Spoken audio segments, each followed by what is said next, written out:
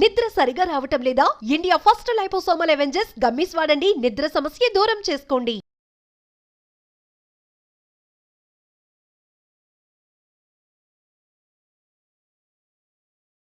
Hi hello నమస్తే, welcome back to our channel. ప్రస్తుతం మనతో పాటు స్టూడియోలో ఉన్నారు ఫ్యామిలీ కౌన్సిలర్ రజనీ రామ గారు. మేడంతో మాట్లాడతాం. నమస్తే మ్యామ్. నమస్తే నవీన. మ్యామ్, మంచి భార్యాభర్తలుగా ఉండాలి అంటే మీరు ఇచ్చేటటువంటి టిప్స్ ఏంటి? ఇవి చాలా మందికి ఉపయోగపడతాయి ఈ జనరేషన్ వాళ్ళకి. చాలా మంది ఏంటంటే మ్యారేజ్ అయిపోయింది, నేను మంచి భార్య అనుకుంటుంది, నేను మంచి భర్తని, అందరికంటే నేనే మంచి భర్త అనుకుంటాడు. అంటే అసలు మంచి భార్యాభర్తలుగా ఉండాలి అంటే ఉండాల్సినటువంటి క్వాలిటీస్ ఏంటంటారు? అసలు మంచి భార్యాభర్తగా ఉండాలని అనుకుంటే ముందు అసలు వాళ్ళు ఎలా ఉండాలి, ఏం చేస్తే మంచి భార్యాభర్తలు అవుతామనేది ముందుగా తెలుసుకోవాలి. ఇది ఇంతకుముందు కూడా మనం చెప్పుకున్నాం.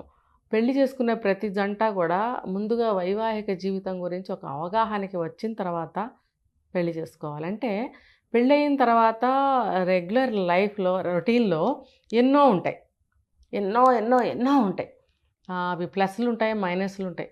ఇప్పుడు మీకు ఎంతసేపటికి ప్లస్లే తీసుకుంటే ఎలా?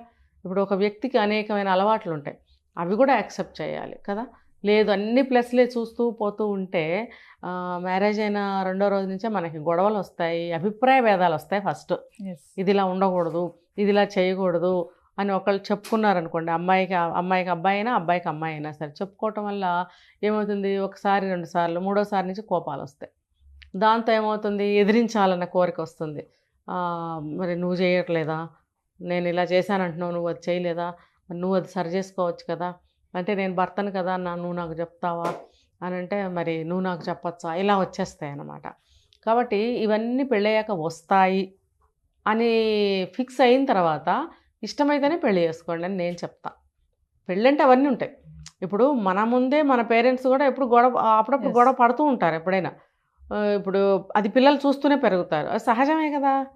మరి అలాగే మాకు వస్తాయి. కాబట్టి మేము కూడా సరిపెట్టుకోగలగాలి అని ఒక నిర్ణయానికి వచ్చిన తర్వాత పెళ్లి చేసుకోవాలి. అంటే నెగటివ్స్ కూడా ఉంటాయి. అబ్బాయి ఎర్రగా ఉంటే సరిపోయిందా, మంచి సూటు బూటు వేసుకుని బ్రహ్మాండంగా బాగున్నాడని చేసేసుకుంటాం. ఇంటికి పెళ్ళైన తర్వాత అతను లుంగీ మీద ఉండొచ్చు, షర్ట్ లేకుండా కూర్చోవచ్చు, అది నీకు నచ్చకపోవచ్చు, కానీ అది అతనికి ఫ్రీ.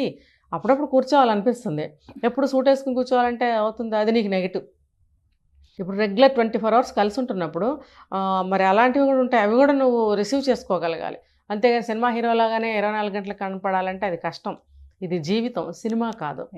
ఇలాంటివన్నీ పెళ్ళికి ముందు అంటే నిజాలు అనుకోండి, రియాలిటీ అనుకోండి, అసలు ఏదైనా ప్రాక్టికల్ అనుకోండి, ఏదైనా ఇలా ఉంటుంది అని నిశ్చయించుకున్న తర్వాత, ఇష్టపడిన తర్వాత పెళ్ళికి వెళ్ళాలి. ఓకే. సో డే 1 నుంచి, మ్యారేజ్ అయిన డే 1 నుంచి కూడా వీళ్ళు భర్త ఏం చేయాలంటే భార్యని ఇంకొక తల్లిలాగా చూడటం అలవాటు చేసుకోవాలి. తన తల్లిలాగా చూడమని నేను అనట్లేదు, ఒక తల్లి, కాబోయే తల్లి కదా, మరో తల్లి. ఇప్పుడు ప్రతి అమ్మాయి, ప్రతి స్త్రీ కూడా ఒక తల్లే కదా. కాబట్టి పెళ్లి చేసుకున్న క్షణం నుంచి కూడా ఆమెని ఇంకొక తల్లిలాగా చూడటం మొదలుపెట్టాలి. అలాగే భార్య కూడా ఏం చేయాలి, లవ్ చేసుకున్నా అరేంజ్డ్ మ్యారేజ్ అయినా కూడా ఆ రోజు నుంచి తన్ని ఒక బిడ్డలాగా చూడగలగాలి. నిన్నటి వరకు మనం తిరిగిన తిరుగుళ్ళు కానీ ఏమైనా సరే అది ఓకే, తిరిగాం, ఫ్రెండ్షిప్గా తిరిగాము, ఇష్టపడ్డాం, పెళ్ళి చేసుకుని ఒక తెర దించాం. మన ప్రేమ అనే ఒక అంకానికి మనం తెరదించి పెళ్ళి అనే ఒక కొత్త అంశానికి తెర లేపాం. కాబట్టి ఇవాల్టి నుంచి కొత్తగా మనం జీవితాన్ని మొదలు పెట్టాలి.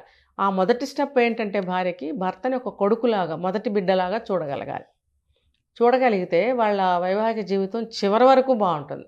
ఇది ఇంకా అలవాటు చేసుకుంటూ వెళ్ళిపోవాలి.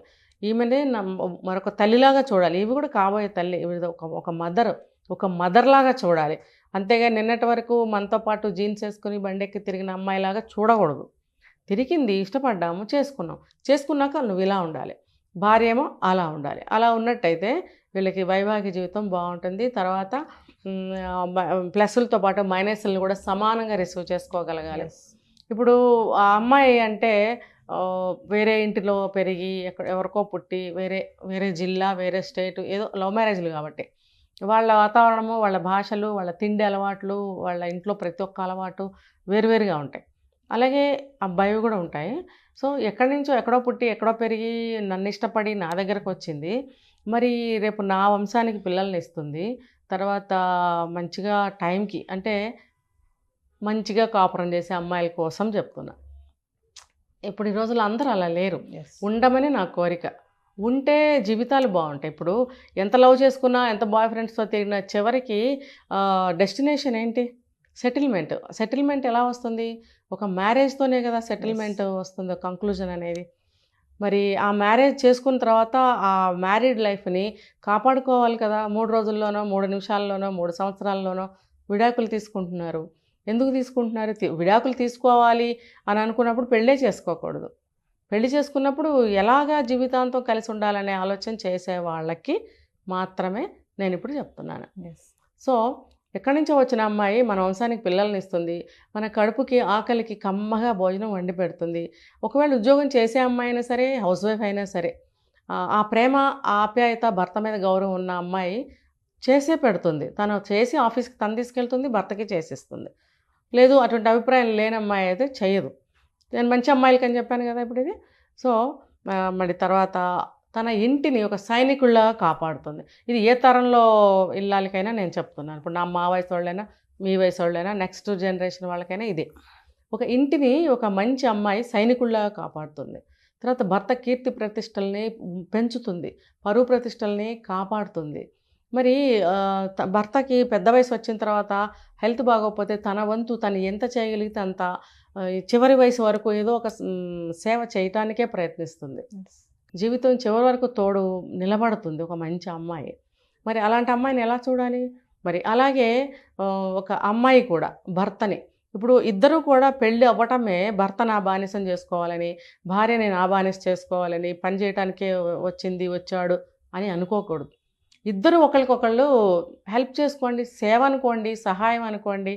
లేకపోతే ఇద్దరం జాబ్ చేయాలి, టైం సరిపోవటం లేదనుకోండి, ఇద్దరు సహాయం చేసుకుంటే గబగబా వెళ్తారు కదా. దెబ్బలాడుకోవద్దు, ఎవరికి అయినంతలో వాళ్ళు చేసుకోవాలి. బానిసను చేయటానికి ప్రయత్నించకండి. ఒక మంచి అమ్మాయి ఏం చేస్తుందంటే భర్తని రాజుని చేయాలని చూస్తుంది. ఎందుకో తెలుసా? తను రాణి అవ్వచ్చు కదా. భర్త రాజు అయితే తను రాణే కదా. మరి అప్పుడు ఎంత బాగుంటుంది? చాలా బాగుంటుంది. తెలివిగల అమ్మాయి చేయాల్సిన పని ఇది. అంతేగాని బానిసం చేయకూడదు. అబ్బాయి అయినా అమ్మాయిని బానిసం చేయకూడదు. సో ఇవి తెలుసుకోవాలి. తర్వాత అమ్మాయి ఏం చేయాలి? భర్త కష్టపడి వస్తున్నాడు, అతనికి ఇంటికి రాగానే కాస్త సేద తీర్చే మాటలు, కాస్త టీ, కాఫీ, మంచినీళ్ళు, ఏదైనా స్నాక్స్ ఉంటే పెట్టడము, అన్నిటికంటే మించి చల్లగా మాట్లాడటము. ఇంట్లో ఉండే అమ్మాయి అయినా, ఉద్యోగం చేసిన అమ్మాయి అయినా సరే, ఇద్దరు కలిసి వెళ్తారు, కొంతమంది కలిసి వస్తారు. ఇంటికి రాగానే తాళం తీసుకుని ఇంట్లోకి వచ్చి కూడా చేయవలసిన పని ఇది. గబగబా ఇద్దరు కలిసి ఒకరికొకరు వాటర్ ఇచ్చుకోవచ్చు. స్నాక్స్ ఏమన్నా రెడీగా ఉంటే ఎవరో ఒకరు తీసి ఇద్దరికి పెట్టచ్చు. అదే కానీ ఇంట్లోనే ఉన్న అమ్మాయి అయితే కనుక మరి ఎండలో తిరగదు కదా. అతనంటే ఎండలో తిరుగుతాడు, ట్రాఫిక్లోంచి కష్టపడి వస్తాడు, ఆఫీస్లో ఎన్నో ఎదుర్కొంటూ ఉంటాడు. తను ఏమనుకుంటాడు? నా కష్టం గుర్తించాలి నా భార్య అనుకుంటాడు. నేను ఇంత కష్టపడుతున్నాను కదా, మరి నా కష్టం గుర్తించి నన్ను మంచిగా నువ్వు ఇలా కష్టపడుతున్నావు అని అనాలని కోరుకుంటాడు. భార్య ఏం కోరుకుంటుందో తెలుసా? పొద్దుటి నుంచి పని చేస్తున్నావు కదా. కొంతమంది భర్త వెళ్ళంగానే తలుపులేసేసి షాపింగ్కో, షికార్కో, చుట్టాలింటికో ఫోన్లు పట్టుకునో ఉంటారు, పని చేయరు, వంట చేయరు అని కొంతమంది అనుకుంటారు. కానీ కొంతమంది అమ్మాయిలు చక్కగా ఇల్లు ఇంటీరియర్ సర్దుతారు, సాయంత్రం మంచిగా డిన్నర్కి ఏమేమి తయారు చేయాలని రెడీ పెట్టుకుంటారు, పిల్లలుంటే పిల్లల కోసం ఏం చేయాలి, ఇల్లంతా నీట్గా. అంటే 24 గంటలు ఎవరు ఇంటికి వచ్చినా అప్పుడు సర్దినట్టుగా పెట్టాలని అనుకుంటారు కొంతమంది. సో ఈ నేపథ్యంలో కష్టపడుతూ ఉంటారు. కొంతమంది మిషన్లో బట్టలు వేస్తే ఇష్టం ఉండదు, చేత్తోనే ఉతుక్కుంటారు అమ్మాయిలు. ఈ రోజుకి ఉన్నారు, చేత్తో బట్టలు ఉతుక్కుంటారు. కొంచెం మనీ సేవ్ చేయాలనుకుంటే వాళ్ళే తనే ఇస్త్రీలు చేస్తుంది. మరి ఇలాంటి నేను కూడా మా పిల్లలకి, మా వారికి నేను కూడా చాలా సంవత్సరాలు చేశాను. అంటే ఆ కోరిక నాలో కూడా ఉంది. కాబట్టి అలా చేసే అమ్మాయిలు ఉంటారు. వాళ్ళు ఏమనుకుంటారో తెలుసా? ఇంత కష్టపడ్డాను పొద్దుటి నుంచి, నువ్వు ఇంత కష్టపడ్డావా అని భర్త అనుకోవాలని తను అనుకుంటుంది. అంటే తన కష్టం చూడాలని భర్త, తన విశ్రాంతి చూడాలని భార్య కోరుకుంటారు. కోరుకున్నప్పుడు ఏం చేయాలి? అది గుర్తించాలి, అది గుర్తు పెట్టుకోవాలి. గుర్తుపెట్టుకుని ఓ భలే సర్దేవే, బాగా కష్టపడినట్టున్నావంటే అబ్బో ఇంకెందుకు పొంగిపోతుంది అనమాట. ఇది చాలామంది భార్యలకి ఉన్నటువంటి క్వశ్చన్ మేడం. అవును. ఏంటంటే ఇంత కష్టపడుతున్నా Yes. భర్త వచ్చి ఒక్క మాట అంటే అది ఎంత అంటే అన్ని మర్చిపోతారు అక్కడ. అవును, మర్చిపోతారు, అక్కడ పొంగిపోతారు, అసలు పొంగిపోతారు ఇంకా అసలు. 4 చేసి పెడతారు.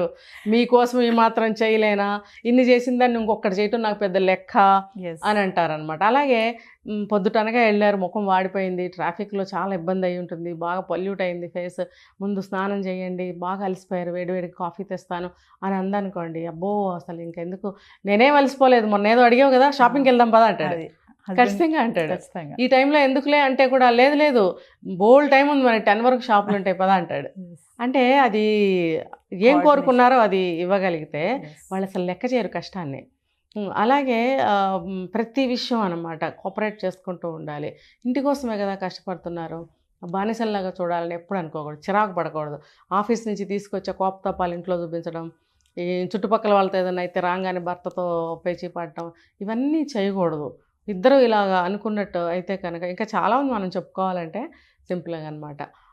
సో ఇలా అనుకుంటే వాళ్ళ బంధం గట్టిగా ఉంటుంది, చాలా అంటే చాలా స్ట్రాంగ్గా ఉంటుంది. సో ఫైనల్గా మేడం, భార్యాభర్తల బంధం అనేది తల్లి కొడుకు ప్రేమ ఎలా ఉంటుందో అలానే ఉండాలని చెప్తున్నారు ఖచ్చితంగా. అంతే కదా మరి. ఇప్పుడు బంధం ఒక బంధం, Yes. ఇప్పుడు తల్లిదండ్రులు వాళ్ళు ఉన్నంత వరకు వాళ్ళతో మన బంధం ఉండాల్సిందే.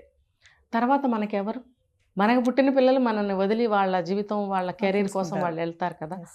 మరి మిగిలేది మనమే కదా చివరి వరకు పండుటాకుల్లాగా మిగిలాల్సింది భార్యాభర్తలే, ఇంకెవరు ఉంటారు చెప్పండి. సో వాళ్ళ బాండింగ్ అనేది బలంగా ఉండాలి, బలంగా ఇది ముందుగానే తెలుసుకోవాలి. నేను చాలా వీడియోస్లో చెప్పాను, పెళ్ళికి ముందే మీరు వైవాహిక జీవితం ఎలా ఉంటుంది అని మీ అమ్మ నాన్నలు చూస్తేనే అర్థమవుతుంది అసలు. లేదా మీ తాతలు, మీ పిన్నులు, మీ అత్తలు, మీ చుట్టాలు బోల్డ్ మంది 40, 50, 60 సంవత్సరాలు కాపురాలు చేస్తుంటే అది ఎలా సాధ్యం అని మీరు తెలుసుకుని పెళ్లి చేసుకోండి.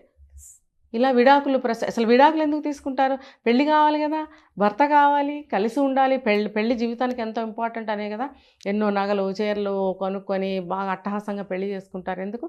3 రోజుల్లో విడాకులు తీసుకోవడానికి కాదు కదా. కాబట్టి నేను ఇచ్చే సలహా ఏంటంటే తెలుసుకోండి వైవాహిక జీవితం ఎలా ఉంటుంది. కష్టాలు ఉంటాయి, నష్టాలు ఉంటాయి, లాభ నష్టాలు ఉంటాయి, ఇష్టం లేనివి ఉంటాయి, అబ్బాయిలో ఎన్నో నెగిటివ్లు ఉంటాయి, అమ్మాయిలో ఎన్నో నెగిటివ్లు ఉంటాయి. అవన్నీ కూడా సిద్ధపడాలి. నెగిటివ్ ఉంటే నేను ఎందుకు చేసుకోవాలి, పెళ్ళైన తర్వాత గబుక్కునే యాక్సిడెంట్ అవుతుంది, లేకపోతే ఏదో దెబ్బతగిలి ఒక ఏలు కట్ అయిపోతుంది, లేకపోతే ఏదైనా అనారోగ్యం చేసి హెయిర్ ఊడిపోతుంది, ఇవన్నీ ఊహించండి. 10 సంవత్సరాల తర్వాత భార్య భర్త అందంగా లేడని వదిలేస్తారా? అది తప్పు కదా. ఏది వచ్చినా సరే లైఫ్లో ఇలాంటివి వస్తాయి అని సిద్ధపడి ఇష్టమైతేనే న్యాచురల్గా ఉంటేనే మీరు పెళ్లి చేసుకోండి. Thank you ma'am.